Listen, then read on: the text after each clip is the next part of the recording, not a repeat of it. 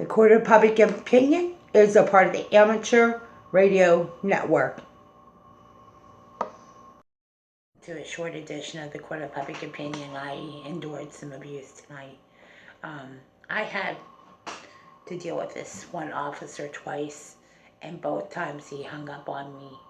And what I'm seeing with what's going on in Harrisburg with the governor, I want to know, do you as a citizen feel safe to file a complaint? Because after what I went through tonight over my vehicle, and I've gone through this since I moved back to Pennsylvania, do you feel safe with the people that are in leadership, or in, whether it be in your home, or whether it be in the police department, or whether it be at the mayor's office or the governor's office here in Pennsylvania? Because this is why elections matter. And I want to trust the people that are behind the microphone. I want to be able to trust what the people that have that responsibility. There is a little bit of responsibility that goes into being a police officer. I'm a granddaughter for the attorney for the Pittsburgh Police. To hang up on someone twice, you tell me what kind of behavior problems are going on. So when I listen to the complaints, it has to carry water. If somebody says the same person kept doing it to me, and then there's two other people that complain about the same type of behavior, it gets back to people. Let me just tell you this. There's an election less than 200 days from now. Look at the leaders that are making decisions. Do you trust the people in your home? Do you trust the people on the school board? Do you trust the people that are running local government and state, and then also on into the president? Do you trust them to make the right decisions? Because to me, there's going to be a litmus test at some point. You don't have to worry about the Democrat Republican thing. Do you trust the leaders to make the right decisions, that you don't have to live in fear, and you don't have to be a brown shirt or a brown noser? Because I see a lot of that. And you're going to have to decide. You're going to have to decide if those are the people you want to hold a position of authority. You want to like people. Like, you can say, oh, I like that person because of this reason. Do you trust that you can like somebody? Do you trust them?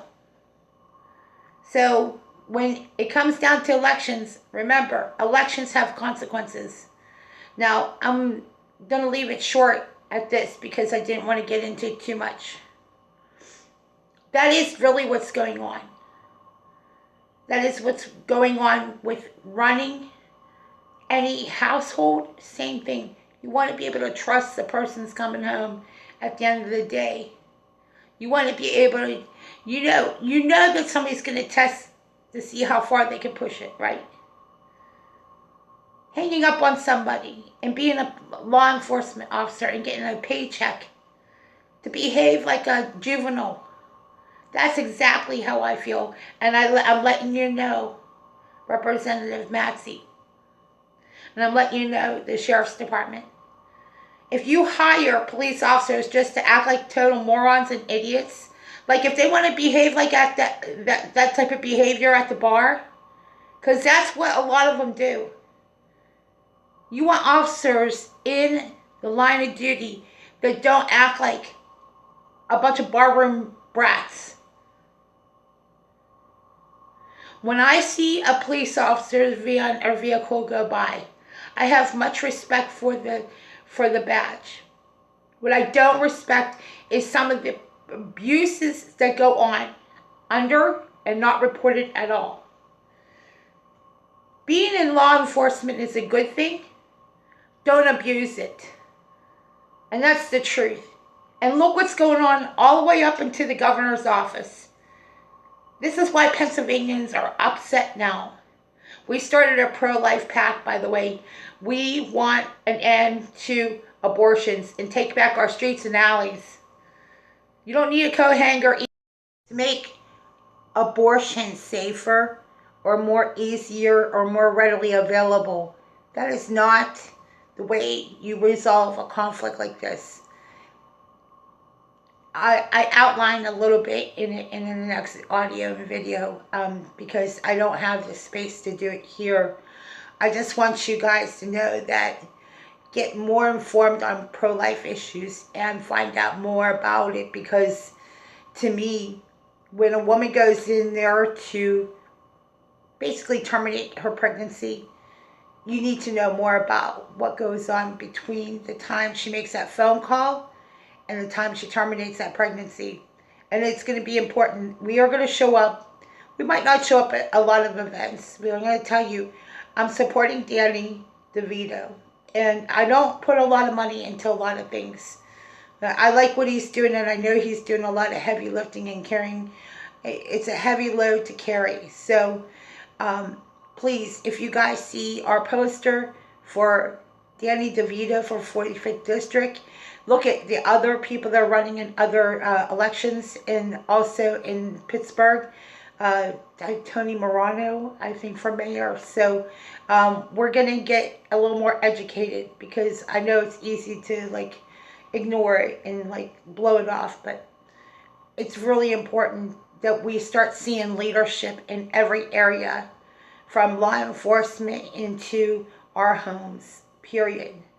There's such a leadership deficit. There's no dad at home. You're dealing with a broken home, a broken family, and you don't want it to get worse. You want it to get better. You want Dare to be able to change that child's life and make a difference. You know what I mean? It would be a waste of time just talking about it. You know what I mean? There's a lot of broken homes, broken families, and broken children. And we're tired of dealing with physical abuse or abuse of any kind. Tired of it. When you go to a broken home or a broken family and you just go and wreck their life a little more, I'm going to just tell you, you might want to take a couple of steps away and think about what you're doing. I contacted the sheriff's department. It's got to end. It's got to end. End of abuse. Whether it's a police officer or not, it's got to end. Abuse needs to end here. Stop the violence.